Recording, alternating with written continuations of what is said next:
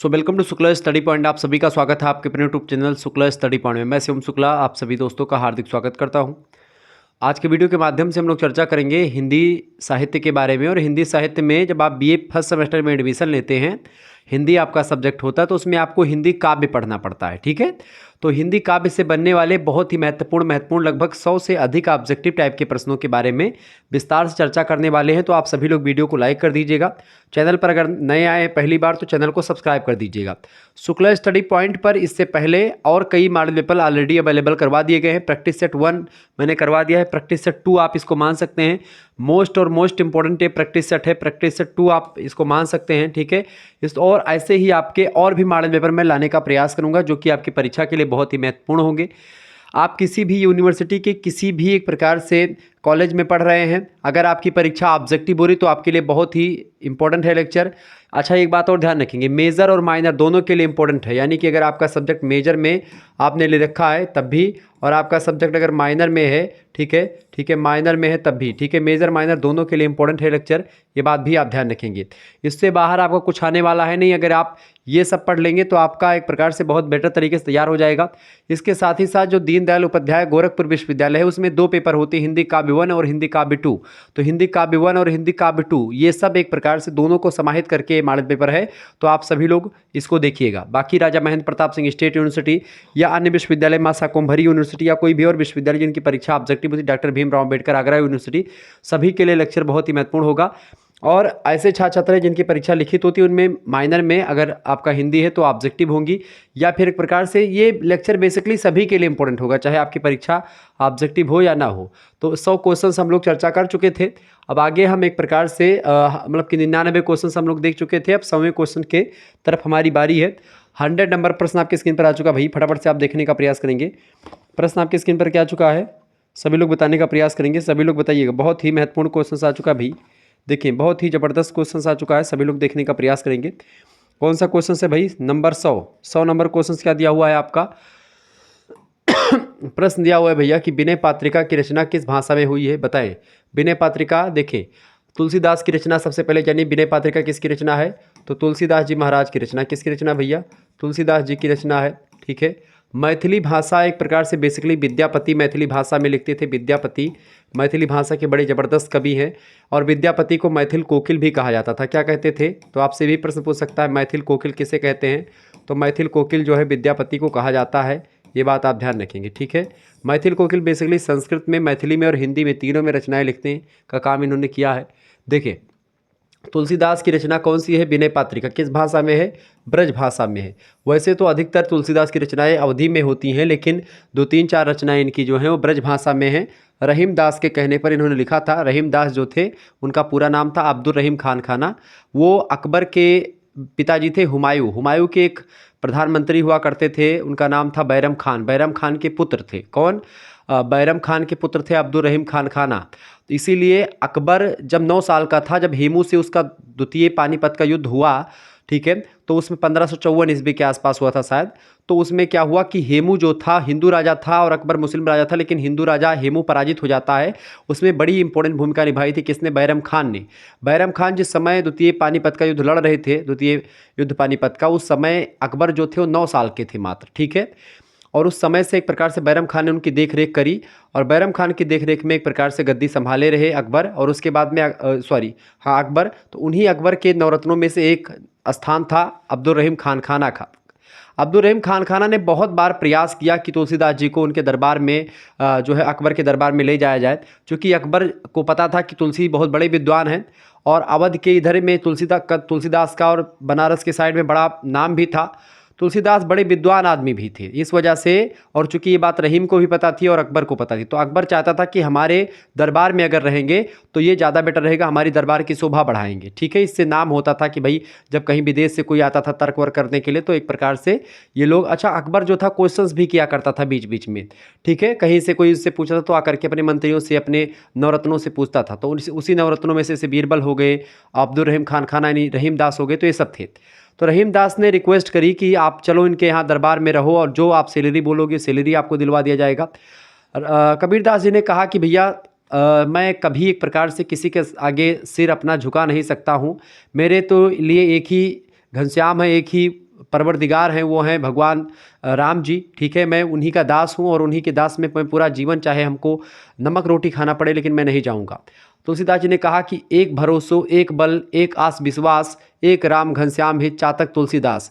तुलसीदास ने इस तरीके का जवाब दिया रहीमदास को। तो रहीमदास ने बड़ी रिक्वेस्ट करी तुलसीदास जी से कि गुरुदेव अगर आप ऐसा नहीं कर सकते हैं तो एक आध ठू रचनाएं लिख दीजिए जो ब्रज भाषा में हो, चूँकि जहाँ पर अकबर का इलाका था दिल्ली मेरठ का साइड, वहाँ पर ब्रज भाषा बड़ी फेमस थी, ब्रज का इलाका वहाँ पर। तो इन्होंने ब्रज भाषा में रचनाएं कई लिखी, जिनमें से एक रचना थी विनय पात्रिका, ठीक है। ध्यान रखेंगे इस चीज़ को। तो इस प्रकार से आपको मैंने चीज़ों को समझाया। बाकी तुलसीदास की जो रचना है रामचरितमानस वो अवधी भाषा में है, ठीक है, ध्यान रखेंगे। तो इस तरीके से आप ऐसे प्रश्नों को तैयार कर पाएंगे और इस तरीके से डिस्क्राइब करके मैं आगे बढ़ूंगा ताकि आपको कोई दिक्कत ना हो और 100 क्वेश्चंस को समझेंगे आज की वीडियो के माध्यम से। अगला क्वेश्चन है, राम भक्ति शाखा में रसिक भावना का समावेश किसने किया, बताएं। राम भक्ति शाखा में रसिक भावना का जो समावेश किया है किसने किया भाई, फटाफट से आप लोग बताने का प्रयास करेंगे। इसका राइट आंसर क्या हो जाएगा, बिल्कुल राइट आंसर हो जाएगा स्वामी अग्रदास। अग्रदास राम भक्ति शाखा के अग्रदास। नाभादास, नाभादास की रचना कौन सी है, अष्टयाम। अष्टयाम बड़ी फेमस रचना है नाभादास की रचना, अष्टयाम नाभादास, ठीक है, ये बात ध्यान रखेंगे। तो ध्यान रखेंगे मतलब अग्रदास ने राम भक्ति शाखा में रसिक भावना का समावेश किया, ठीक है। ये प्रश्न बहुत ही महत्वपूर्ण होगा। अग्रदास ने क्या किया, राम भक्ति शाखा में रसिक भावना का समावेश किया, ये बात आप ध्यान रखेंगे। अच्छा, ये सब क्वेश्चंस इतने महत्वपूर्ण है कि टीजीटी पीजीटी की परीक्षा में भी पूछे जा सकते हैं। साथ ही साथ अगर एमए का एंट्रेंस आप देंगे, सीयूईटी की परीक्षा देंगे, उसमें भी ये क्वेश्चंस आएंगे, ठीक है। तो आप इन प्रश्नों को तैयार कर लीजिएगा। 102 नंबर क्वेश्चन है आपका, इनमें से कौन सी कृति केशवदास की नहीं है। इनमें से कौन सी केशवदास की रचना नहीं है, देखिए इनमें से केशवदास की रचना कौन सी नहीं, फटाफट से आप बताने का प्रयास करेंगे। तो इसका करेक्ट आंसर क्या हो जाएगा, देखिए रामचंद्रिका केशवदास की है, रसिक प्रिया, विज्ञान गीता, ठीक है, कवि प्रिया, ये सब केशवदास की रचनाएं हैं। जबकि अनेकार्थ मंजरी ये इनकी रचना नहीं है। तो करेक्ट आंसर क्या हो जाएगा, इसका गा ऑप्शन करेक्ट आंसर होगा, यानी अनेक अर्थ मंजरी जो है इनकी रचना नहीं है। रामचंद्रिका रचना को एक प्रश्न और पूछा जाता है कि छंदों का अजायब घर, छंदों का अजायब घर, छंदों का अजायब घर, छंदों का अजायब घर किस रचना को कहा जाता है, तो आप बताएंगे रामचंद्रिका को कहा जाता है छंदों का अजायब घर, ठीक है, ये बात ध्यान रखेंगे। कठिन काव्य का प्रेत किसे कहा जाता है, तो आपसे ये भी प्रश्न पूछा जाता है, खूब पूछा गया प्रश्न। कठिन काव्य का प्रेत कौन है, कठिन काव्य का प्रेत, ठीक है, कठिन काव्य के प्रेत कौन है भैया, तो कठिन काव्य के प्रेत कौन है, आचार्य केशवदास हैं। केशवदास ने रामचंद्रिका लिखी, रामचंद्रिका में तमाम प्रकार के छंदों का समावेश किया और इस वजह से एक प्रकार से इसको छंदों का अजायब घर कहा जाता है। बिना मतलब के छंदों का भी प्रयोग इन्होंने किया केशवदास ने। क्योंकि केशवदास बहुत विद्वान थे तो इनकी रचनाओं में विद्वता आपको झलकेगी, ज़्यादा विद्वता दिखेगी, ठीक है, ध्यान रखेंगे इस बात को। अगला क्वेश्चन आपकी स्क्रीन पर आ चुका, फटाफट से आप देखने का प्रयास करेंगे। 103 नंबर क्वेश्चन आ चुका है, मदनाष्टक के रचयिता का नाम बताएं। मदनाष्टक बड़ी फेमस रचना है, इसके लेखक कौन है भैया, तो मदनाष्टक के लेखक कौन है, बिल्कुल राइट आंसर है आपका। मदनाष्टक रचना लिखी है अब्दुल रहीम खान खाना ने, रहीमदास ने, ये बात आप ध्यान रखेंगे। रहीम ऑप्शन नंबर इसका गा करेक्ट आंसर होगा। 104 नंबर क्वेश्चन आपकी स्क्रीन पर आ चुका है। प्रश्न है, सुदामा चरित के लेखक कौन है, नाम बताइए, बताएं, फटाफट से आप बताने का प्रयास करेंगे। सुदामा चरित के लेखक कौन है भैया, सुदामा चरित के लेखक है नरोत्तम दास जी। कौन है, नरोत्तम दास सुदामा चरित के लेखक हैं। क्वेश्चन इंपॉर्टेंट है, ध्यान रखेंगे। ऐसे ही प्रश्न आपके लिए जो है मैं लाता रहूँगा, तो आप सभी लोग चैनल को सब्सक्राइब कर दीजिएगा। वीडियो में अगर नए हैं तो लाइक ज़रूर कर दीजिएगा भाई, ऐसे ही वीडियो लगातार आपके लिए आती रहेगी। 105 नंबर क्वेश्चन आप देखेंगे। प्रश्न है, इनमें से रहीम के उस ग्रंथ का नाम बताइए जिसमें नायिका भेद का निरूपण रहीम ने किया है, बताएं। नायिका भेद का निरूपण रहीमदास ने अपनी किस रचना में किया है भैया, बरवे नायिका भेद, नाम से ये स्पष्ट है। बरवे नायिका भेद में रहीमदास ने क्या किया है, नायिका भेद का निरूपण किया है। अगला क्वेश्चन से 106 नंबर प्रश्न आप देखेंगे। तुलसी की किस रचना में उनके जीवन से संबंधित वृत्तांत आपको मिलेगा, तुलसीदास जी की किस रचना में उनके जीवन से संबंधित वृत्तांत आपको मिलेगा, तो उनकी रचना है कवितावली। कवितावली में उनकी रचनाओं का वृत्तांत आपको मिलेगा, ठीक है।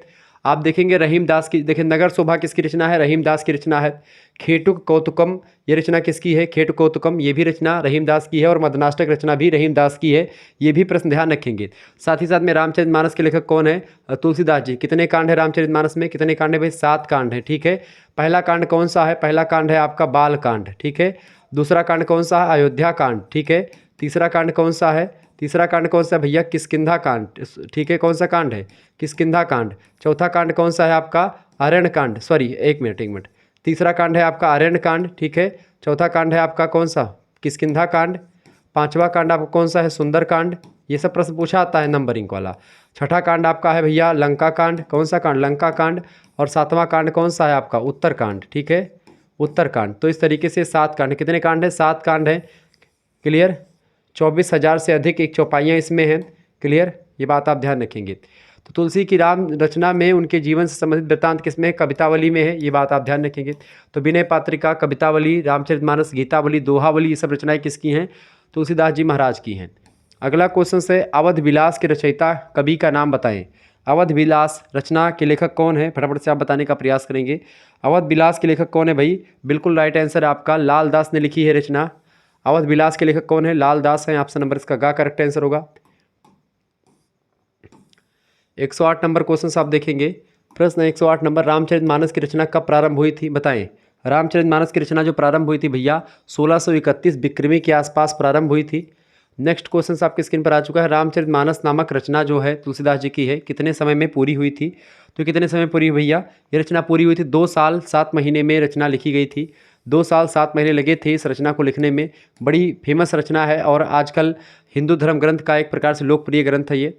राम भक्ति शाखा के अंतर्गत बैरागी दल का गठन किसने किया था, बताएं। बैरागी दल का गठन किसने किया था भैया, स्वामी रामानंद ने बैरागी दल का गठन किया था। किसने किया था, रामानंद ने बैरागी दल का गठन किया था। ऑप्शन नंबर इसका का करेक्ट आंसर होगा। अगला प्रश्न आपके स्क्रीन पर आ चुका है, फटाफट से आप देखने का प्रयास करेंगे। चले 111 नंबर क्वेश्चन आपके स्क्रीन पर आ चुका है। प्रश्न आप देखेंगे, लोकनायक वही हो सकता है जो समन्वय कर सके, या कथन किस आलोचक का है। और तुलसीदास में ये सारे जो है चीज़ें थी, चूँकि तुलसी में समन्वय की विराट चेष्टा है, ये बात आप ध्यान रखेंगे। तो लोकनायक वही हो सकता है जो समन्वय की विराट चेष्टा रखता हो, ऐसा किसने कहा था, बिल्कुल स्वामी आचार्य हजारी प्रसाद द्विवेदी ने कहा था कि लोकनायक वही हो सकता है जो समन्वय की विराट चेष्टा रखता हो। आचार्य हजारी प्रसाद द्विवेदी एक बड़े आलोचक हैं, ठीक है, इन्होंने कहा था। अगला प्रश्न 112 नंबर, केसो कहीं न जाए का कहिए, यह पंक्ति किस कवि की है, बताएं। केसो कहीं न जाए का कहिए, यह पंक्ति किस कवि की है। बहुत ही फेमस प्रश्न है, परीक्षा में खूब पूछा गया है। ये तुलसीदास जी की रचना है। तुलसीदास जी ने कहा था क्या, कि केसो कहीं न जाए का कहिए पंक्ति किसकी है, तुलसीदास जी की पंक्तियाँ हैं। 113 नंबर क्वेश्चन है, रीतिकाल को अलंकृत काल किसने कहा। बहुत ही फेमस प्रश्न आ चुका है भैया। रीतिकाल को अलंकृत काल किसने कहा, बिल्कुल मिश्र बंधुओं ने कहा। किसने कहा भैया, मिश्र बंधुओं ने रीतिकाल को अलंकृत काल कहा। इसका का ऑप्शन करेक्ट आंसर हो जाएगा। आगे बढ़िएगा, अगला क्वेश्चन आ चुका है, सभी लोग देखने का प्रयास करेंगे। इंपॉर्टेंट क्वेश्चन आ चुका है 114। प्रश्न देखें आप सभी लोग। प्रश्न है, आचार्य रामचंद्र शुक्ल ने रीतिकाल का समयकाल कितना माना। आचार्य रामचंद्र शुक्ल ने रीतिकाल का समयकाल कितना माना भैया, 1700 विक्रमी से 1900 विक्रमी का समयकाल जो है, ये एक प्रकार से आचार्य रामचंद्र शुक्ल ने माना है कि ये एक प्रकार से समयकाल जो है रीतिकाल का समयकाल है विक्रमी की संवत, ठीक है। अगला क्वेश्चन आपकी स्क्रीन पर आ चुका है। अच्छा, विक्रमी संवत में से अगर सन संवत निकालना है तो आप 1700 में से आप अगर घटाएंगे -57 तो आपका निकल आएगा। यानी कि यहाँ से उधार लिया यहाँ भाई 10, 10 में से 7 गए 4 आएगा, ठीक है। 10 में से 7 गए 3 आपका बचा, और यहाँ पर कितना बचेगा आपका, यहाँ पर बचेगा 9, 9 में से 5 गए कितना बचेगा 4, यानी 43, और यहाँ पर कितना 1643, 1643 ईस्वी से लेकर के, और आप मान सकते हो इसको 1843, ठीक है, 1843 ईस्वी तक ये रीतिकाल की समय सीमा रही। ये ईस्वी सन का मैंने बता दिया जो रामचंद्र शुक्ल जी ने बताया। वैसे रामचंद्र शुक्ल जी ने विक्रम संवत में ही सारे डाटा लिखे हैं, तो ये ध्यान रखिएगा। अगला प्रश्न, इनमें से रीतिबद्ध कवि कौन से हैं, बताएं। अब देखिए रीतिबद्ध कवि कौन से हैं, और बिहारी जो है रीति सिद्ध कवि, तो रीति सिद्ध कवि बिहारी ही हैं, ठीक है। रीति सिद्ध कवि कौन है भैया, बिहारी हैं। घनानंद, भूषण, सेनापति, ये सब रीति सिद्ध कवि ने। रीति सिद्ध कवि कौन है भैया, बिहारी हैं। 115 का करेक्ट आंसर क्या हो जाएगा, बिल्कुल का ऑप्शन बिहारी लाल। 116 नंबर क्वेश्चन, घनानंद किस वर्ग के कवि हैं। घनानंद जो हैं वो रीत मुक्त परंपरा से, किसके हैं, रीत मुक्त परंपरा से। रीतबद्ध से कौन है, केशवदास। केशवदास कौन से परंपरा से हैं, रीतिबद्ध परंपरा से। रीति सिद्ध परंपरा से कौन से हैं, रीति सिद्ध परंपरा से बिहारी लाल, ठीक है, बिहारी लाल। और रीत मुक्त परंपरा से घनानंद, आलम, बोधा, ये सब हैं, ठीक है, क्लियर।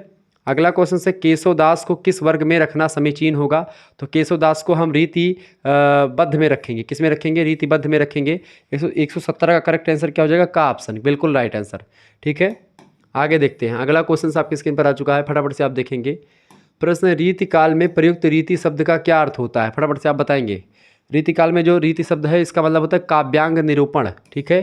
तो रीतिबद्ध होते जो होकर के जो होते थे वो अलंकार, रस, छंद इन्हीं पर फंसे रहते थे, खूब लिखते थे इनको दबा करके, ठीक है। चलें अगला क्वेश्चन आपके स्क्रीन पर आ चुका है, फटाफट से आप देखेंगे। बहुत ही ज़बरदस्त क्वेश्चन है, 119 नंबर क्वेश्चन आप देखेंगे।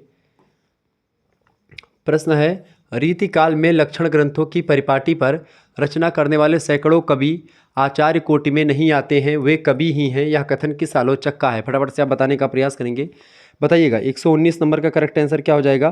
प्रश्न आपसे पूछा गया है क्या कि रीतिकाल में लक्षण ग्रंथों की परिपाटी पर रचना करने वाले सैकड़ों कवि आचार्य कोटि में नहीं आते हैं, वे कवि ही हैं, यह कथन किसने कहा था? आचार्य रामचंद्र शुक्ल जी ने कहा था। बी ऑप्शन इसका राइट आंसर होगा, खा ऑप्शन। अगला क्वेश्चन है 120 नंबर, सभी लोग देखने का प्रयास करेंगे। रीतिकाल के लक्षण ग्रंथकारों को कवि, शिक्षक, आचार्य किसने कहा? कवि, शिक्षक, आचार्य किसने कहा रीतिकाल के लक्षण ग्रंथकारों को? क्योंकि रीतिकाल के लोग बेसिकली एक प्रकार से आचार्य थे, शिक्षक थे, कवि थे, तीनों विशेषताओं को फॉलो करने वाले थे, इस वजह से इनको ऐसा कहा जाता था। इसको डॉक्टर नगेंद्र नाम के एक आलोचक हैं, बहुत बड़े आलोचक हैं डॉक्टर नगेंद्र भी, इन्होंने कहा कि रीतिकाल के लक्षण ग्रंथकारों को कवि, शिक्षक, आचार्य। 121 नंबर क्वेश्चन से, रीतिकाल में किस रस की प्रधानता काव्य में रही है? बताएं। तो रीतिकाल में बेसिकली आप सभी को पता होगा श्रृंगार रस प्रधान रचनाएं लिखी गई हैं, ठीक है। संयोग श्रृंगार और वियोग श्रृंगार दोनों आपको यहाँ पर मिलेगा। 122 नंबर क्वेश्चन आप देखेंगे, रीतिकाल के उस कवि का नाम बताइए जिसने वीर रस में काव्य रचना की है। तो वीर रस में भैया कौन करता है? भूषण नाम के एक विद्वान है, कवि भूषण, महाकवि भूषण, उन्होंने रचना लिखी है। तो 122 का करेक्ट आंसर क्या हो जाएगा? महाकवि भूषण, घा ऑप्शन इसका राइट आंसर होगा। अगला क्वेश्चन आप देखेंगे, चलें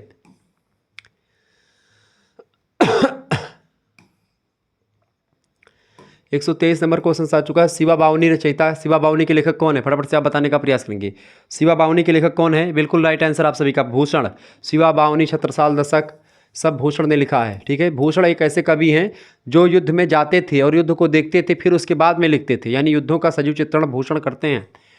अगला क्वेश्चन है, यानी कि आपसे प्रश्न पूछा था कि कौन सा कवि रीतिकाल का वो कवि भी था और योद्धा भी था, तो आप बताएंगे महाकवि भूषण, ठीक है।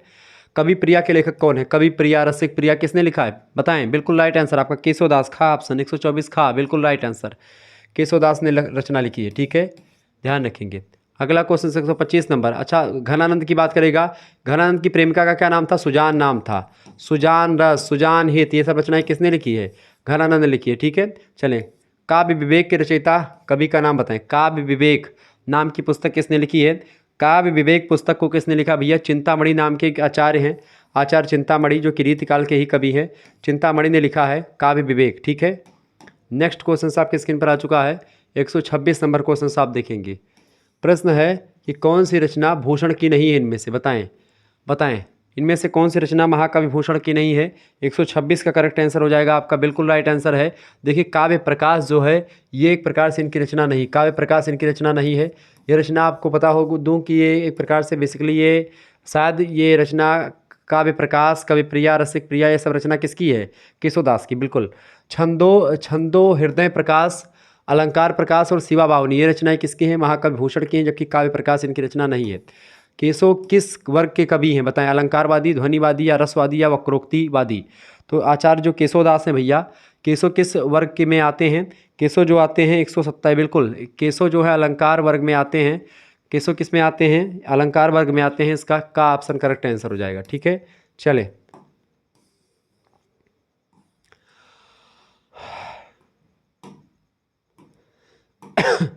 आगे बढ़ते हैं। 128 नंबर क्वेश्चन से, भूषण बिनु न बिराजई कविता बनिता मित। भूषण माने होता है आभूषण, गहना के बिना, जिस तरीके से गहने के बिना एक स्त्रियाँ, कविता माने होता है कविता, बनिता और मित, यानी ये सब एक प्रकार से जो स्त्रियाँ होती हैं जिस तरीके से अच्छी नहीं लगती बिना आभूषण के, उसी तरीके से कविता आप बिना जो है अलंकारों के अच्छी नहीं लगती है।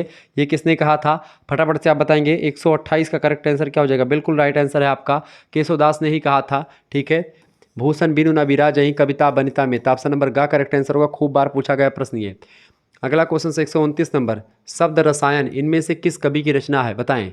शब्द रसायन किस कवि की रचना है? 129, शब्द रसायन के लेखक कौन है? बिल्कुल भाई, शब्द रसायन इनमें से किस कवि की रचना है? तो ये महाकवि देव की रचना है। किसकी रचना है? देव एक सेना, मतलब कि देव, सेनापति, ये सब रीतिकाल के ही कवि हैं। अगला प्रश्न है, भाषा भूषण नामक अलंकार ग्रंथ के लेखक कौन है? भाषा भूषण अलंकार ग्रंथ के लेखक कौन है भाई? बिल्कुल राइट आंसर, जसवंत सिंह ने लिखा है भाषा भूषण ग्रंथ, जसवंत सिंह, ऑप्शन नंबर इसका का करेक्ट आंसर होगा। आगे देखिएगा, चले भाई फटाफट से आप देखने का प्रयास करेंगे। 131 नंबर क्वेश्चन आ चुका है। चले, इनमें से कौन सी प्रवृत्ति रीतिकालीन कविता में नहीं है, बताएं। रीतिकालीन कविता में कौन सी प्रवृत्ति इनमें से नहीं दिखती है? तो रीतिकालीन कविता में आपको समाज मतलब बहुज्ञता प्रदर्शन आपको मिलेगा, खूब ज़्यादा दिखावा आपको मिलेगा, चमत्कार प्रदर्शन, अलंकार प्रियता और खूब ज़्यादा एक प्रकार से विद्वता दिखाने का प्रयास किया जाएगा। ठीक है, समाज के प्रति उत्तरदायित्व यहाँ पर आपको नहीं दिखेगा। ठीक है, यानी कि यही कवि की विशेषता नहीं है, मतलब कि रीतिकालीन कवियों की। ऑप्शन नंबर इसका गा करेक्ट आंसर। 132 नंबर, तुम कौन धो पाठी पढ़े हो लला, मन लेहु पे देहु छटाक नहीं। तुम कौन सी पाठी पढ़े हो लला, ठीक है, मन लेहु पे देहु छटाक नहीं। यह पंक्ति इनमें से किस कवि की है? यह पंक्ति भैया किसकी है? बिल्कुल राइट आंसर आपका घनानंद की ही है ये कवि। ठीक है, किसकी है? घनानंद की है। अगला क्वेश्चन आप देखेंगे, इंपॉर्टेंट प्रश्न है, रामचंद्रिका के रचयिता कवि का नाम बताएं। रामचंद्रिका बताएं। केशवदास, बिल्कुल। छंदों का अजायब घर रचना को कहा जाता है। अगला प्रश्न, रामचंद्रिका का रचना काल। रामचंद्रिका कब लिखी गई भाई? फटाफट से आप बताने का प्रयास करेंगे। बिल्कुल राइट आंसर आपका है रामचंद्रिका, बिल्कुल 1601 ईस्वी में इस रचना का प्रकाशन हुआ, लिखी गई। ऑप्शन नंबर इसका खा करेक्ट आंसर होगा। नेक्स्ट क्वेश्चन आपकी स्क्रीन पर रचना आ चुकी है, फटाफट से आप बताने का प्रयास करेंगे। चले, इनमें से कौन सी रचना, 135 नंबर आप देखेंगे, इनमें से कौन सी रचना मतीराम की नहीं है, बताएं। मतीराम की रचना कौन सी नहीं है? 135, मतीराम की रचना कौन सी नहीं? बिल्कुल भाई देखिए, ललित ललाम, अलंकार पंचासिका और रस राज्य रचना मतीराम की है, जबकि भाषा भूषण की रचना नहीं है। इसका घा ऑप्शन करेक्ट आंसर होगा। अगला प्रश्न, भाव विलास के रचनाकार का नाम बताएं। भाव विलास के लेखक कौन है भैया? भाव विलास के लेखक कौन है? बिल्कुल देव ने लिखा है भाव विलास रचना। ऑप्शन नंबर का करेक्ट आंसर होगा। 137 नंबर क्वेश्चन देखेंगे, इनमें से देव की रचना कौन सी नहीं है, मतलब कौन सी है? देव की रचना कौन सी भाई? फटाफट से आप बताएंगे। देव की रचना इनमें से कौन सी है? बिल्कुल राइट आंसर आपका है शब्द रसायन, जो है इन्हीं की रचना है। ऑप्शन नंबर इसका खा करेक्ट आंसर होगा। नेक्स्ट क्वेश्चन आपकी स्क्रीन पर आ चुका है, सभी लोग देखने का प्रयास करेंगे। प्रश्न है 138 नंबर, जगदादिनोद किस रीतिकालीन कवि की रचना है, बताएं। फटाफट से आप बताने का प्रयास करेंगे। तो ये रचना है पद्माकर की। पद्माकर एक रीतिकालीन कवि हैं। अगला क्वेश्चन से, कागु की मीर अमीरन पे, कागु की मीर अमीरन में गही गोविंद लय गए भीतर गोरी। यह पंक्ति किसकी है? सेनापति, भूषण, मतीराम या पद्माकर? फटाफट से आप बताने का प्रयास करेंगे। तो इसका राइट आंसर क्या हो जाएगा? पद्माकर। पद्माकर की रचना है। ठीक है, पद्माकर की एक प्रकार से पंक्ति है कि कागु की मीर अमीरन में गही गोविंद लय गई भीतर गोरी। 140 नंबर, सुजान शब्द का प्रयोग किसकी रचनाओं में सर्वाधिक बार मिलता है? भाई प्रेमिका थी किसकी? घनानंद की, तो उन्हीं की रचनाओं में मिलेगा, जाहिर सी बात है। का ऑप्शन करेक्ट आंसर होगा। अगला प्रश्न, इनमें से रीतिकाल का कौन सा कवि अपने प्रकृति चित्रण के लिए विख्यात है, बताएं। प्रकृति के चित्रण के लिए कौन सा कवि विख्यात है भाई? बिल्कुल राइट आंसर आपका आ रहा है सेनापति, जो है प्रकृति चित्रण के लिए विख्यात हैं। ऑप्शन नंबर इसका गा करेक्ट आंसर होगा। नेक्स्ट क्वेश्चन आप देखेंगे, अगला क्वेश्चन आ चुका है 142 नंबर। प्रश्न है भैया, इनमें से रीतिकाल की स्वच्छंदता या स्वच्छंद प्रेम धारा के कवि कौन हैं? रीतिकाल की स्वच्छंद प्रेम धारा के कवि कौन है? 142, बिल्कुल राइट आंसर आप सभी के आ रहे हैं। बहुत बढ़िया, बहुत बढ़िया, बहुत बढ़िया, बहुत बढ़िया, बहुत बढ़िया भाई। बोधा, बोधा, बोधा, बोधा, बिल्कुल राइट आंसर, बोधा। ये स्वच्छंद प्रेरणा के कवि है, मतलब कि स्वच्छंद होकर के लिखते थे, कोई मतलब नहीं होता था रीति उत क्या है क्या नहीं है, अलंकार ग्रंथ ये सब कुछ नहीं करते थे, मतलब जो मन में आता था लिखते थे। 143 नंबर प्रश्न, इनमें रीतिबद्ध कवि कौन सा है? रीतिबद्ध कवि कौन से भाई? फटाफट से आप बताएंगे। देखिए, बिहारी तो रीति सिद्ध कवि हैं आपके, ठीक है। घनानंद और बोधा आपके रीति मुक्त कवि हैं। बचे कौन? देव। यही करेक्ट आंसर हो जाएगा 143 का गा ऑप्शन, ठीक है। गा ऑप्शन करेक्ट आंसर हो जाएगा। देव रीतिबद्ध कवि हैं। 143 का करेक्ट आंसर क्या हो जाएगा? बिल्कुल राइट आंसर हो जाएगा 143। बिल्कुल राइट आंसर क्या हो जाएगा? अब 143 मैंने बोल दिया, इसका मतलब ये नहीं कि आई लव यू बोल रहा हूँ, ठीक है। बहुत सारे बच्चे बचपन में ऐसे बोलते थे, 143 बोलते थे ऐसे करके, फिर मतलब मूर्ख बनाते थे लोगों को, ठीक है। तो वो नहीं, 143 क्वेश्चन नंबर है। इनमें रीतिबद्ध कवि कौन सा है? तो बिल्कुल देव राइट आंसर होगा आपका, ठीक है, बिल्कुल। अगला क्वेश्चन आपके की स्क्रीन पर आ चुका है, फटाफट से बताएंगे। नहीं पराग नहीं मधुर मधु, कि नहीं पराग नहीं मधुर मधु, नहीं विकास इह काल, और अली कली ही सौ बध्यो आगे कवन हवाल। ये प्रसंग कहाँ का है, जरा सुनिए महोदय। बिहारी लाल ने कहा है, पहले तो जान लीजिए क्वेश्चन का आंसर, बिहारी लाल, ठीक है। बिहारी लाल ने कब कहा था? बिहारी लाल जो थे मोहम्मद शाह रंगीले के यहाँ, या शायद किसी के यहाँ रहते थे। नहीं, मोहम्मद शाह रंगीले नहीं था, कोई और था। राजा जय सिंह थे, ठीक है। राजा जय सिंह के दरबार में रहते थे बिहारी लाल। अब राजा जय सिंह का शादी नई नई हुई थी, वही अभी 16 साल की कन्या से शादी हुई थी, या मतलब कि ऐसे ही थी। कन्या पूर्ण रूप से अभी युवावस्था यानी यौनावस्था को प्राप्त भी नहीं हुई थी कि राजा की शादी हो गई और राजा उसी में लिप्त थे, उसी में एकदम से मतलब कि मंत्रमुग्ध थे। यानी कि राजा की शादी हो गई और राजा 1-2 महीने मतलब 1 महीने लगभग बीत गए, राजपाट सब छोड़ मतलब कि वो सब भूल गए, मदहोश हो गए राजा। राजा को पता ही नहीं चल रहा था कि भाई ये राजपाट क्या होता है। मंत्री से, मंत्री तू देख ले, तू अपना विभाग देख, तो हटाओ यार, चलो ठीक, कोई आना मत इधर, यानी इस तरीके से मदहोश हो गए। तो बिहार तब सारे मंत्रीगण ने बिहारी लाल से रिक्वेस्ट करी कि महोदय अब आप ही, ठीक है, आप ही संभारो, आप एक बस का है ही बात। बिहारी लाल कहन अच्छा हम ही निपटाए पाई बका, कहन हाँ आप एक बस का और क्यों है नहीं पृथ्वी पर जे इन्हें समझाए पावे राजा जय सिंह का। कहन अच्छा रुको। बिहारी लाल बुद्धिमान रहबे करिन, गागर में सागर भरने वाला कभी इनको कहा ही जाता है। और ये एक प्रकार छोटी छोटी बातों के माध्यम से बड़े बड़े तीर चलाने वाले हैं। जैसे कि कहा भी गया कि सतसैया के 2 हरे ज्यों नावक के तीर, और देखन में छोटे लगे और घाव करें गंभीर। ये है बिहारी लाल। बिहारी लाल ने कहा रुको मुन्ना, बताई थे तुम्हें। बिहारी लाल ने एक चिट्ठी लिखी, एक दोहा लिखा। क्या लिखा कि अली, क्या लिखा भैया, कि नहीं पराग नहीं मधुर मधु, कि अभी तो इस पे पराग भी नहीं आया है, ना ही एक प्रकार से पूर्ण रूप से इसमें मधुरता आई है, ना ही इसमें पूर्ण रूप से अभी रस आया है, ठीक है। और न ही विकास इहकाल, यानी कि एक जैसे उन्होंने उदाहरण के रूप में कहा कि जैसे एक भंवरा है, वो भंवरा जिस तरीके से अभी कली ही फूल, अभी पूरा ताज़ा ताज़ा कली खिली है, अभी फूल भी नहीं बना है, और भंवरा उसी कली में जाकर के बैठ जाता है और कली के रस से ही एकदम से मंत्रमुग्ध हो जाता है। अभी ये हाल है, तो जब वो पुष्प बनेगा, अपने यौन अवस्था को प्राप्त होगा, तब क्या होगा। ऐसे ही राजा का कहने का तात्पर्य था कि अभी तो कन्या का, अभी कन्या ही है ये, अभी पूर्ण रूप से इसका यौवन नहीं आया है, तब आप इतने एक प्रकार से इसमें लालायित हैं, इसमें मंत्रमुग्ध हो गए हैं, इसमें लिप्त हो गए हैं। अगर इसका विकास हो जाएगा, अली कली ही सौ बंध्यो आगे कवन हवाल, कि आप भंवरे, अली माने होता है भंवरा, जिस तरीके से भंवरा कली में बंध जाता है, ठीक है, उस तरीके से आप बन चुके हैं। तो जिस तरीके से कली में भंवरा फंस जाता है, उसी तरीके से आप फंस चुके हैं। और जब ये पुष्प बनेगी तब आपका क्या हाल होगा, आगे कवन हवाल, अली कली ही बंध्यो आगे कवन हवाल। बिहारी लाल की इस दोहे पर, एक दोहे से जब राजा को मिला, राजा को लगा कि हाँ अभी तो एक प्रकार से गलत हो रहा था। राजपाट, राजा का परम कर्तव्य क्या होता है, अपने राज्य को एक प्रकार से, अपने कर्तव्य को ना भूलना। कहा भी गया है कि राज न रहे नीति बिन जाने, और अघ न रहे हरिचरित बखाने, तुलसीदास जी कहते हैं। तो राजा अगर अपनी नीतियों के विरुद्ध चला गया, अपने प्रजा के सुख दुख में भाग नहीं ले रहा है, तो राजा, वो राजा कहलाने के योग्य नहीं है, वो प्रजा से भी बदतर है, मतलब कि वो एकदम से भिखारी से भी बदतर हो जाता है अगर राजा अपनी प्रजा की देखभाल नहीं कर पाता। तो भगवान राम एक ज़बरदस्त राजा के रूप में आते हैं, और उन्होंने देखे कि उनको मतलब एक धोबी बोलता है तो अपनी माता सीता को एक प्रकार से बोलते हैं कि हाँ आप जाओ जंगल के लिए भेज दे, ताकि एक उदाहरण पेश किया जाए, ताकि ना कोई दोबारा ऐसा कर सके, ना कह सके। आचार्य रामचंद्र शुक्ल ने रीतिकाल का प्रवर्तक किसे माना है। आचार्य रामचंद्र शुक्ल किसको मानते हैं भैया रीतिकाल का प्रवर्तक? बिल्कुल आपका राइट आंसर हो जाएगा, चिंतामणि को मानते हैं, चिंतामणि जी को मानते हैं। घा ऑप्शन करेक्ट आंसर होगा। छत्र प्रकाश के रचयिता कौन है? छत्र प्रकाश के रचयिता कौन है भैया?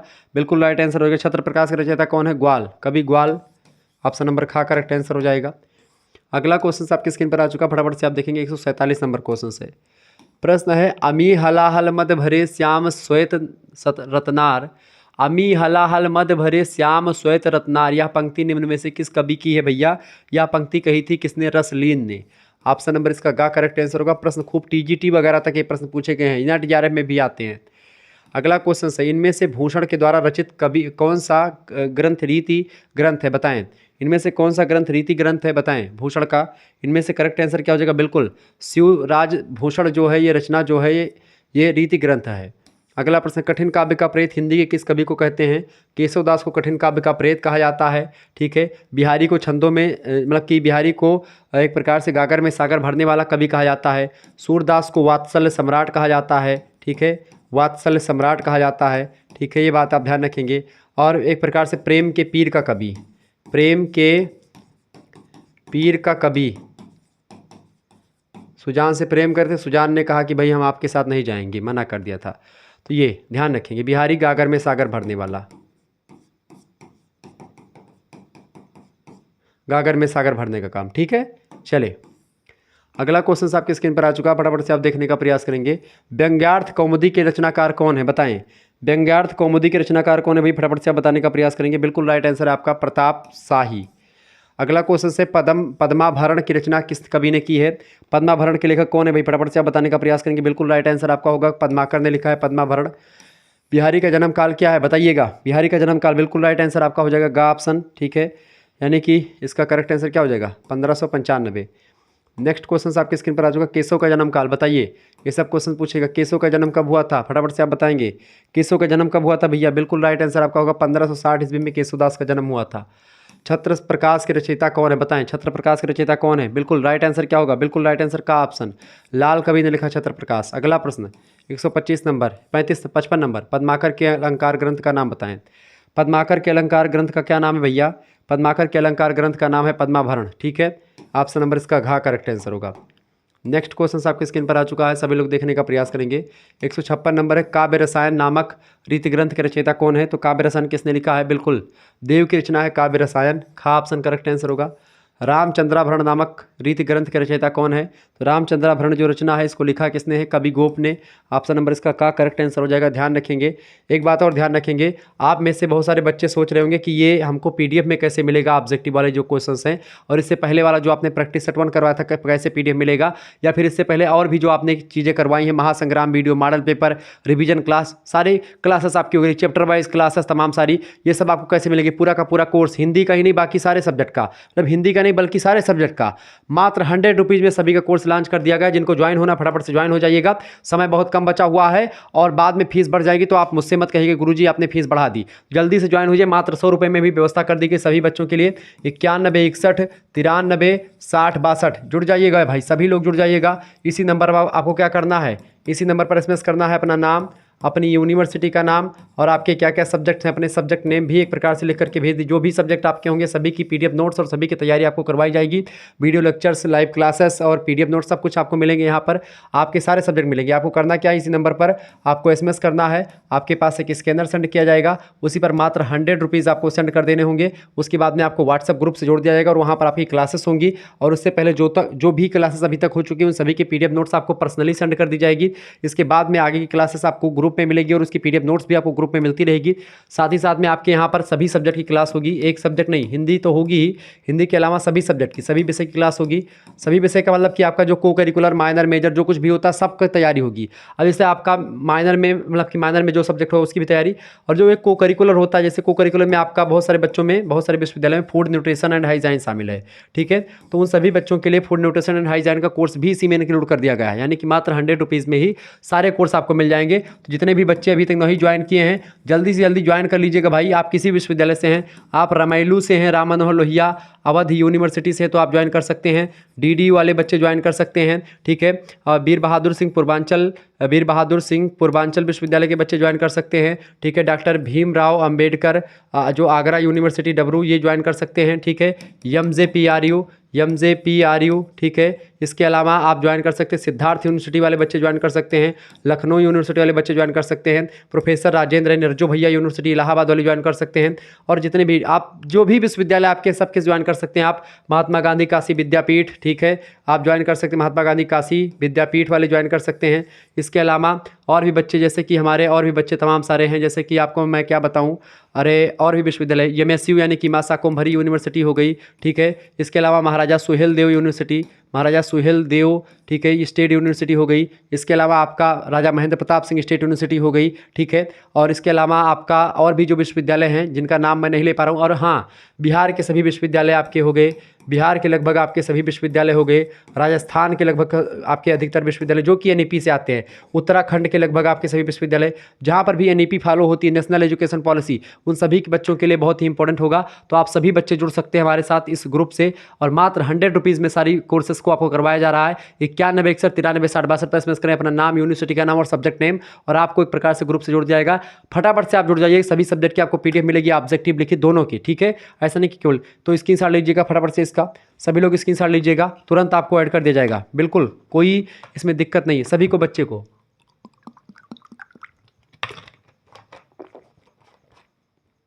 ज्वाइन हो जाए भाई फटाफट से, एसएमएस करिए, एसएमएस करिए, देर मत करिए। बाद में अगर कुछ दिक्कत, मतलब बाद में अगर कोर्स महंगा हो गया या फीस बढ़ गई तो आप मुझे मत कहिएगा। अभी आपके पास बहुत समय है, आप फटाफट से एसएमएस ज्वाइन कर लीजिएगा। अभी आपके पास लगभग पूरा नवंबर और दिसंबर का पूरा समय है, जब तक आपका कोर्स एक प्रकार से ज्वाइन कर सकते हैं। आप जल्दी जल्दी ज्वाइन करें, ठीक है, फटाफट से ज्वाइन कर लीजिए। और आपका परीक्षा या in exam point of view से बहुत बेटर तैयारी करवा दूंगा मैं।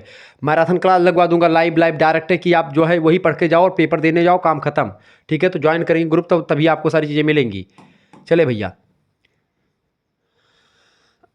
अगला क्वेश्चन आपकी स्क्रीन पर आ चुका, फटाफट से आप देखने का प्रयास करेंगे। बड़ा ही ज़बरदस्त क्वेश्चन आ चुका है, सभी लोग देखिएगा। प्रश्न, हिंदी में रीति ग्रंथों की अविरल परंपरा केसो की कवि प्रिया की रचना के 50 वर्ष बाद प्रारंभ हुई, यह कथन किस आलोचक का है? तो इस कथन को किसने कहा था भैया? बिल्कुल राइट आंसर होगा। इस कथन को कहा था आचार्य रामचंद्र शुक्ल ने। किसने कहा था? आचार्य रामचंद्र शुक्ल ने कहा था। क्या कहा था? कि हिंदी में रीति ग्रंथों की अविरल परंपरा केसो की कवि प्रिया की रचना के 50 वर्ष बाद प्रारंभ हुई, यह कथन किस आलोचक का है? आचार्य रामचंद्र शुक्ल का, हिंदी के बड़े आलोचक है। अगला प्रश्न 159 नंबर प्रश्न है, आचार्य रामचंद्र शुक्ल ने रीति काल की समय सीमा क्या मानी है? आचार्य रामचंद्र शुक्ल रीति काल की समय सीमा 1700 विक्रमी से 1900 विक्रमी। ऑप्शन नंबर इसका ए करेक्ट आंसर हो जाएगा, 159 का बिल्कुल राइट आंसर है। अगला क्वेश्चन है 160, हिंदी के रीतिकालीन आचार्यों ने शास्त्रीय मत को श्रेष्ठ और अपने मत को गौण मान लिया, इसीलिए स्वाधीन चिंतन के प्रति एक अवज्ञा का भाव आ गया, यह कथन किस आलोचक का है? यह कथन किसका है भैया? यह कथन है विश्वंभर, मतलब कि विश्वनाथ प्रसाद मिश्रा जी का। किसका कथन है? विश्वनाथ प्रसाद मिश्रा जी का कथन है। एक मिनट, प्रश्न क्या पूछा गया? एक मिनट। प्रश्न क्या है आपका? हिंदी के रीतिकालीन आचार्यों ने शास्त्रीय मत को श्रेष्ठ और अपने मत को गौण मान लिया, इसलिए स्वाधीन चिंतन के प्रति एक अवज्ञा का भाव आ गया, यह कथन किस आलोचक का है? इस कथन को किसने कहा था भैया? बिल्कुल राइट आंसर आपका होगा आचार्य हजारी प्रसाद द्विवेदी। इसका लगा देंगे क्या? आचार्य हजारी प्रसाद द्विवेदी, गा ऑप्शन, ठीक है। इसका करेक्ट आंसर क्या होगा? गा ऑप्शन, आचार्य हजारी प्रसाद द्विवेदी। अगला क्वेश्चन आप देखिएगा भैया, अगला क्वेश्चन आ चुका है, भाषा के लक्षक और व्यंजक बल की सीमा कहाँ तक है? इसकी पूरी परख इन्हीं को थी। किसको? घनानंद के संबंध में यह कथन किसने कहा? घनानंद के बारे में किसने कहा कि भाषा के लक्षक और व्यंजक, चूँकि भाषा में आप देखते हैं सब शक्तियाँ होती हैं दो प्रकार की, एक अभिधा शक्ति और एक लक्षणा सब शक्ति और एक व्यंजना सब शक्ति। तो जो व्यंजना और लक्षणा होती है ये कहा कुछ और जाता है इसमें और इसका मतलब कुछ और होता है, ठीक है। तो वो बात आप देखेंगे, ये एक आलोचक कहते हैं कि भाषा के लक्षक और व्यंजक बल की सीमा कहाँ तक है, इसकी पूरी परख किसको है? इन्हीं को, किसको? यानी घनानंद को है। यह कथन किसका है भाई? इस कथन को कहा था किसने? बिल्कुल राइट आंसर होगा आपका आचार्य रामचंद्र शुक्ल ने कहा था, गा ऑप्शन करेक्ट आंसर होगा। अगला प्रश्न, संवाद योजना में सर्वाधिक सफलता किस कवि को प्राप्त हुई है? संवाद योजना में सबसे अधिक जो सफलता प्राप्त हुई भैया हिंदी के, वो केशवदास को प्राप्त हुई। केशवदास बड़े विद्वान आदमी थे, ठीक है, ध्यान रखेंगे इस बात को। अगला क्वेश्चन है, छंदमाला किस कवि का रीत ग्रंथ है? छंदमाला किस कवि का रीत ग्रंथ है भैया? छंदमाला की अगर बात की जाए तो छंदमाला जो रचना है ये किसकी भैया? छंदमाला भूषण की रचना किसकी है? महाकवि भूषण की। ऑप्शन नंबर खा करेक्ट आंसर होगा इसका। अगला प्रश्न 164 नंबर, केशव केवल उक्ति वैचित्र एवं शब्द क्रीड़ा के प्रेमी थे, यह कथन किस आलोचक का है? बताइएगा। सर जॉर्ज ग्रियर्सन, मिश्र बंधु, विश्वनाथ प्रसाद मिश्रा, आचार्य रामचंद्र शुक्ल। फटाफट से आप बताने का प्रयास करेंगे, बताइएगा इसका राइट आंसर क्या? केशव केवल उक्त वैचित्र एवं शब्द क्रीड़ा के प्रेमी थे, ये किसने कहा था? आचार्य रामचंद्र शुक्ल जी ने कहा था। इसका गा ऑप्शन करेक्ट आंसर हो जाएगा। अगला क्वेश्चन आ चुका है 165 नंबर, हिंदी की रीत मुक्त धारा का कौन सा कवि लोकोक्तियों के प्रयोग में मतलब कि निष्णात था, यानी कि बड़ा जबरदस्त था? तो कौन था भैया वो? घनानंद, आलम, बोधा या ठाकुर जी थे। कवि ठाकुर, जो ठाकुर भी रीतिकाल के कवि हैं, ठीक है। ये एक प्रकार से ये क्या थे? रीत मुक्त धारा के कवि हैं और लोकोक्तियों के प्रयोग में एकदम से निष्णात थे, ठीक है। अगला प्रश्न 166 नंबर, त्यों मलेच्छ वंश पर शेर शिवराज हैं, यह पंक्ति किस कवि की है? शिवराज के बारे में कहा जा रहा है, तो जाहिर सी बात है कौन बोलेगा इसको? बिल्कुल राइट आंसर आप सभी लोग लगा रहे हैं, बिल्कुल, बहुत बढ़िया बहुत बढ़िया। कवि भूषण, महाकवि भूषण कहेंगे, चूँकि शिवराज भूषण शिवा बावनी छत्रसाल दशक की महाकवि भूषण की ही रचनाएं हैं, ठीक है। चले, अगला प्रश्न आपकी स्क्रीन पर आ चुका, फटाफट से आप देखने का प्रयास करेंगे। प्रश्न आपकी स्क्रीन पर क्या आ चुका भैया? 167 नंबर क्वेश्चन है। प्रश्न, जा दिन ते मुख फेरी हरे हसी, हेर हियोज लियो हरिजू हरि। बताएं पंक्ति किस कवि की है? जा दिन ते मुख फेरी हरे हसी, हेरी हियोज लियो हरिजू हरि। पंक्ति किस कवि की है? बताएं। तो यह पंक्ति किस कवि की भैया? ये पंक्ति है किसकी? देव की। जो देव हैं ये कवि हैं, इन्हीं की पंक्तियां हैं। अगला प्रश्न है 168। नयन नचाए कही मुस्काए लला, फिर आइयो खेलन होरी, यह पंक्ति किस रीतिकालीन कवि की है बताएं। बड़ा ज़बरदस्त लिखा है। क्या लिखा है कि नयन नचाए कहीं मुस्काए लला, फिर आइयो खेलन होरी, यह पंक्ति किस रीतिकालीन कवि की है। यह पंक्ति किसकी है महोदय। यह पंक्ति है भैया किसकी, कवि पद्माकर की। ठीक है, किसकी है, पद्माकर की एक पंक्तियां हैं। ऑप्शन नंबर इसका का करेक्ट आंसर होगा। ये सब टीजीटी और पीजीटी लेवल क्वेश्चन बता रहे हैं, ध्यान रखेंगे इस बात को। अगर नोट्स या पीडीएफ लेंगे तो उसका बड़ा फायदा होगा आपका। वो पीडीएफ आप निकलवा लीजिएगा किसी दुकान से जा करके और इसको हल करिएगा घर पे बैठ कर। कैसे आपको हल करना है, जैसे आप नोट्स पा गए, पीडीएफ नोट्स आपको मिल गया, जब आप हमारे ग्रुप से जुड़ेंगे तभी नोट्स मिलेगा। ठीक है, उसके लिए आपको एसएमएस करना पड़ेगा 91 61 93 60 62 पर। सभी सब्जेक्ट के नोट्स मिल जाएंगे यहाँ पर मात्र 100 रुपीज़ में। ठीक है, आपके पास स्कैनर सेंड किया जाएगा, उसी पर आपको सेंड करना है। आगे मैंने प्रोसेस बताया पूरा, तो इसमें मात्र 100 रुपीज़ में।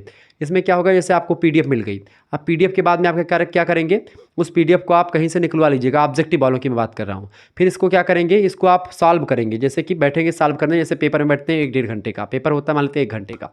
1 घंटे में आप इन 100 क्वेश्चंस को सॉल्व करने का प्रयास करेंगे और जितने क्वेश्चन सही होंगे आप उसके हिसाब से अपना एवरेज बनाइएगा। और उसके बाद में फिर ये वीडियो आप करके देख करके इनके आंसर आप मिला करके लिख लीजिएगा। ठीक है, और जब ऐसे प्रैक्टिस करके आप हल करेंगे तो आपको एक प्रकार से बहुत बेनिफिट्स होगा।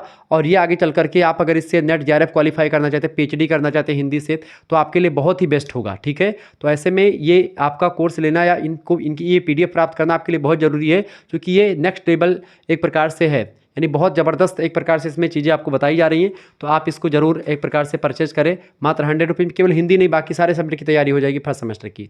चले, तो प्रश्न क्या है, नैन नचाए कहीं मुस्काए लला, फिर अयो खेलन होरी, पंक्ति किसकी भैया। तो बिल्कुल ये पंक्तियाँ किसकी है, कवि पद्माकर की हैं। अगला प्रश्न है, अति सूधो स्नेह को मारगो है, जहाँ नेक सयानप बांक नहीं, ये है पंक्ति किस मतलब कि किस कवि की है बताएं। तो यहाँ किसके कवि की भैया, बिल्कुल घनानंद की है। अति सूधो स्नेह को मारगो है, जहाँ नेक सयानप बांक नहीं, किसकी रचना है, घनानंद की रचना है। घनानंद की पंक्तियाँ हैं ये बात ध्यान, किसकी पंक्तियाँ भैया, घनानंद की पंक्तियाँ हैं। नेक्स्ट क्वेश्चन से आप देखेंगे, अगला प्रश्न आपकी स्क्रीन पर आ चुका है, फटाफट से आप देखने का प्रयास करेंगे।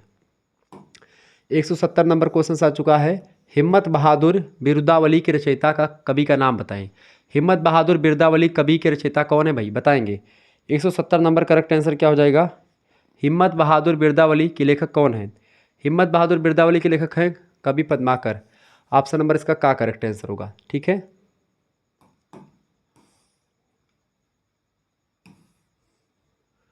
अगला प्रश्न आपकी स्क्रीन पर आ चुका है, 171 नंबर क्वेश्चन है, रीतिकाल में राष्ट्रीयता और देश प्रेम जनाने वाले मतलब कि जमाने वाले कवि कौन हैं बताएं। फटाफट से आप बताने का प्रयास करेंगे। इसका राइट आंसर क्या हो जाएगा, महाकवि भूषण जो हैं ये एक राष्ट्रीयता से रिलेटेड कवि, राष्ट्रीय कवि हैं। और ये देश प्रेम जब जताने वाले कवि आपको दिखाई पड़ेंगे।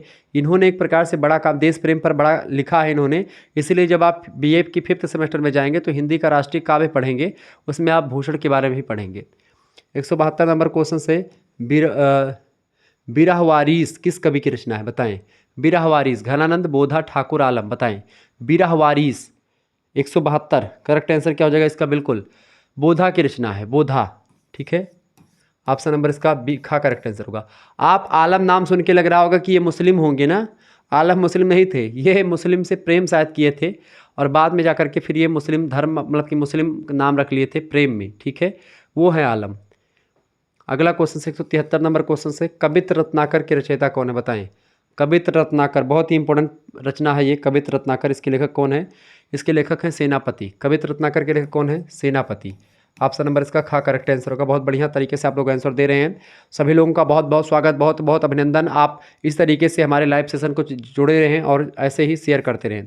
अगला प्रश्न आ चुका है, कनक छरी सी कामिनी काहे को कटछीन, क्या कनक छरी सी कामिनी काहे को कटछीन, यह प्रसिद्ध पंक्ति किस कवि की है। बहुत ही प्रसिद्ध पंक्ति है और ये पूछा जा रहा है कि किस कवि की है, तो बताएं भाई।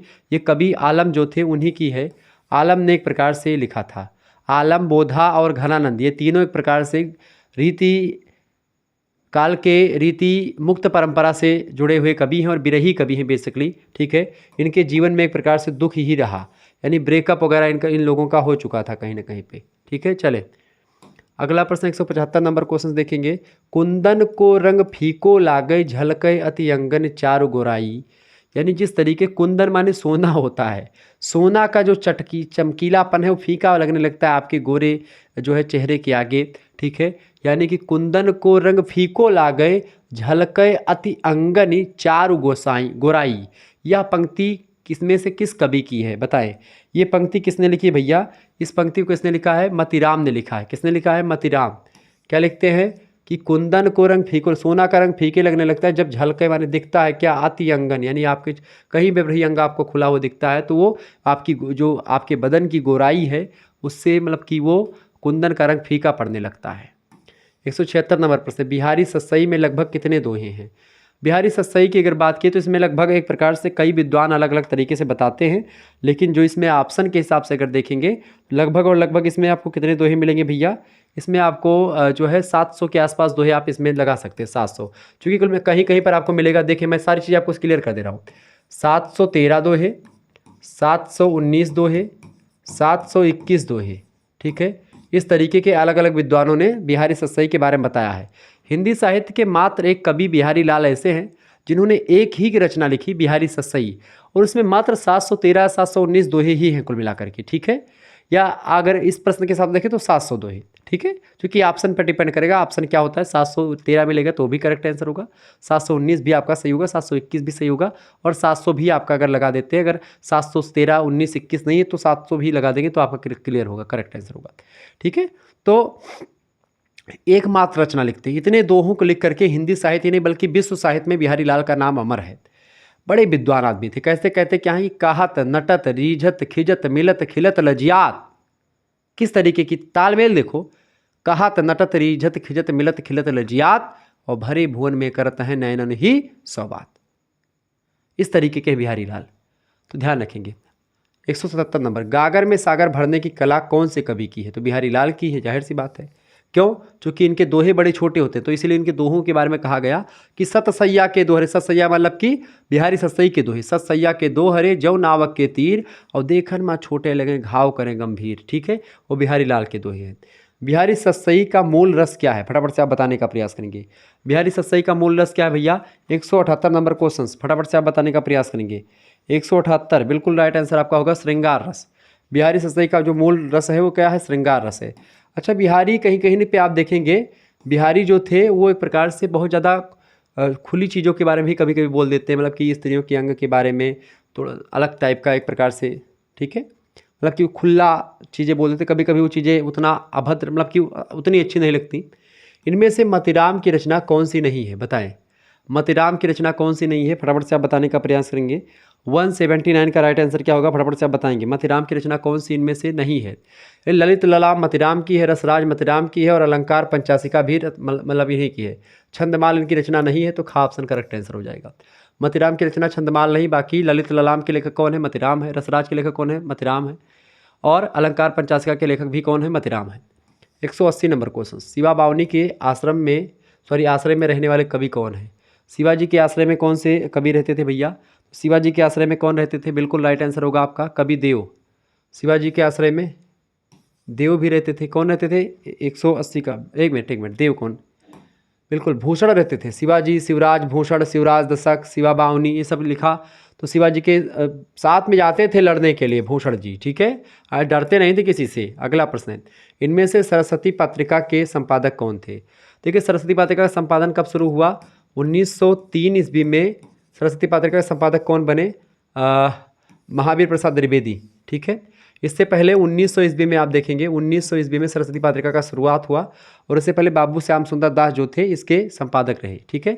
महावीर प्रसाद द्विवेदी सरस्वती पत्रिका के संपादन के बाद क्या होता है कि हिंदी भाषा में एक प्रकार से जो खड़ी बोली है वो ज़बरदस्त तरीके से सामने आती है, और हिंदी का परिमार्जन हुआ, परिष्करण हुआ, हिंदी की शुद्धता के जो मापदंड थे वो फिक्स किए गए, और हिंदी में एक प्रकार से क्रांति सी आई।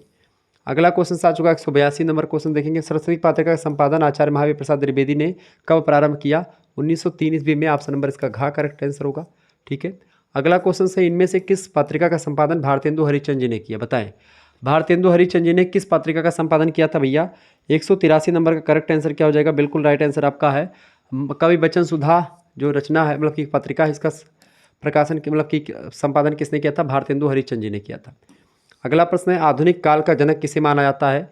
आधुनिक काल का जनक माना जाता है भारतेंदु हरिश्चंद्र को। आधुनिक काल को गद्य काल किसने कहा, ये भी प्रश्न पूछा जाता है। तो आधुनिक काल को गद्य काल आचार्य रामचंद्र शुक्ल जी ने कहा था। ये बात भी आप ध्यान रखेंगे, बहुत ही इंपॉर्टेंट प्रश्न था ये सब। अब आगे देखते हैं और कुछ प्रश्नों के बारे में जो कि आपकी परीक्षा के दृष्टि से देखिए। आपके 184 क्वेश्चन यानी 84 क्वेश्चन हो गए और लगभग 16 क्वेश्चन आपको यहाँ पर इसमें देखने को मिलेंगे, तो बिल्कुल चिंता ना करें, ठीक है। चलें, तो आपके 100 क्वेश्चन यहाँ पर तैयार हो जाएंगे बहुत ही विधिवत तरीके से। क्लियर। अगला क्वेश्चन आपके स्क्रीन पर क्या आ चुका है भैया, फटाफट से आप बताने का प्रयास करेंगे इसका राइट आंसर क्या हो जाएगा, सभी लोग बताइएगा, ठीक है। प्रश्न आपका क्या आ चुका है भाई, प्रश्न क्या है, सभी लोग देखने का प्रयास करेंगे, एक बार बताने का प्रयास करेंगे। प्रश्न क्या है कि छायावाद स्थूल के प्रति सूक्ष्म का विद्रोह है। 228, एक मिनट।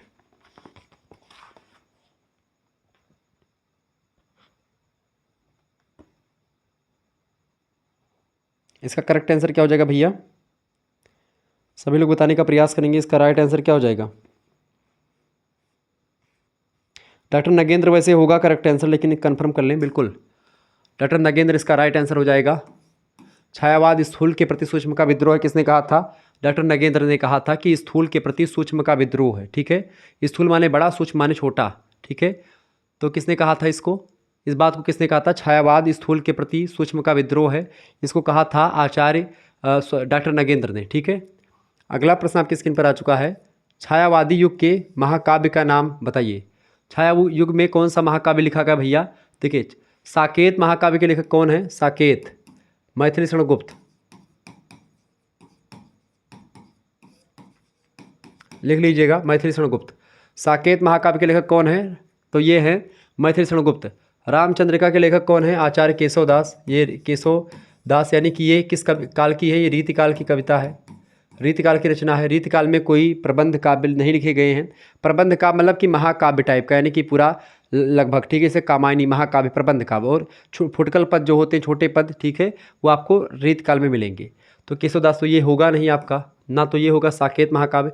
मैथिली शरण गुप्त जी कहाँ से थे, द्विवेदी युग से।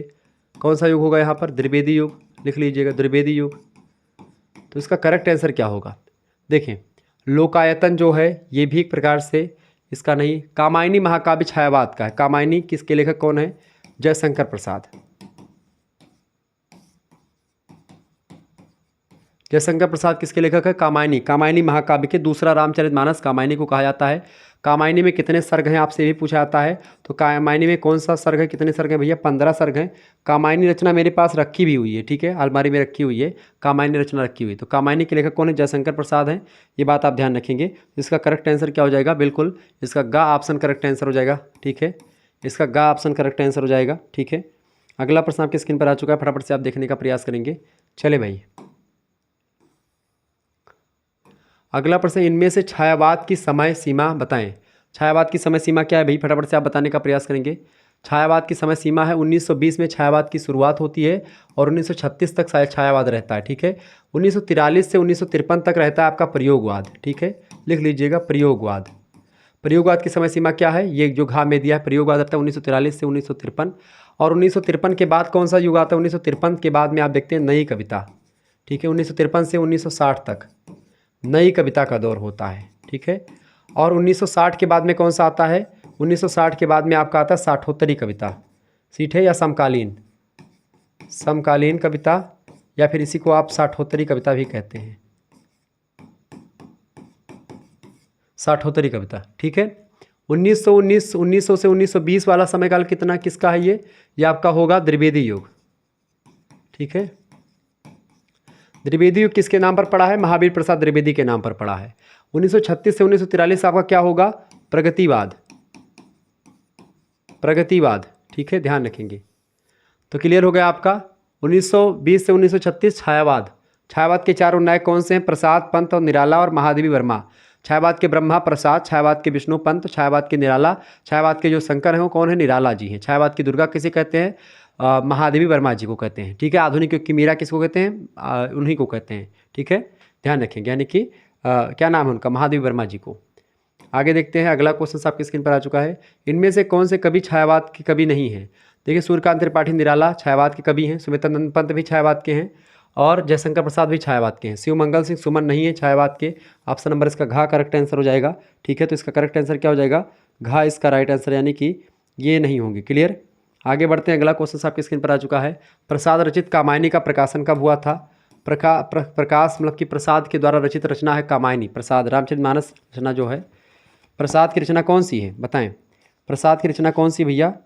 प्रसाद की रचना ही है तो कामायनी। इसके लिए मतलब कि इसका रचना काल किस मतलब कि कब हुआ था? फटाफट से आप लोग बताने का प्रयास करेंगे। इसका राइट आंसर क्या हो जाएगा? प्रसाद रचित कामायनी का प्रकाशन कब हुआ था भैया? बिल्कुल राइट आंसर क्या हो जाएगा इसका?